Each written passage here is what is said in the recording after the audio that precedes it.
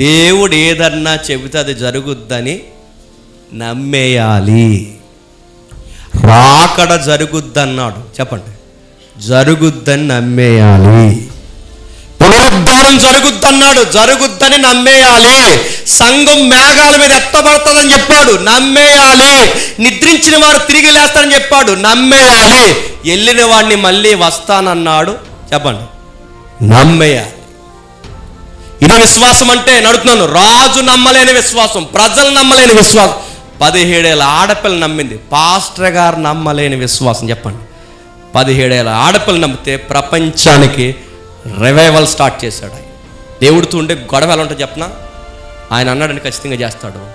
కానీ ఆ సరిగ్గా అనే టైంలో నీకు ఎలా ఉంటుందంటే శత్రువులు ఎక్కువైపోయినట్టు ఉంటుంది. ఆ టైంలో టెన్షన్ అవ్వ, శత్రువులు ఎక్కువైపోయి అసూరు లాంటి వారు తిరగబడతారు మనకి, బలవంతులు, పనికి మళ్ళీ పిరికి వాళ్ళందరూ ఒక టీం అవుతారు, వాళ్ళ తిరగబడతారు మన మీదకి. ఎంతమంది తిరగబడినా ఎన్ని చేసినా గుర్తుపెట్టుకోండి, ఆయన మాటే స్థిరం. పిలిచిన వాడు మనం మరవడు, మనల్ని ఎడవడు. ఆయన అనుకున్న కార్యాన్ని జరిగిస్తాడు.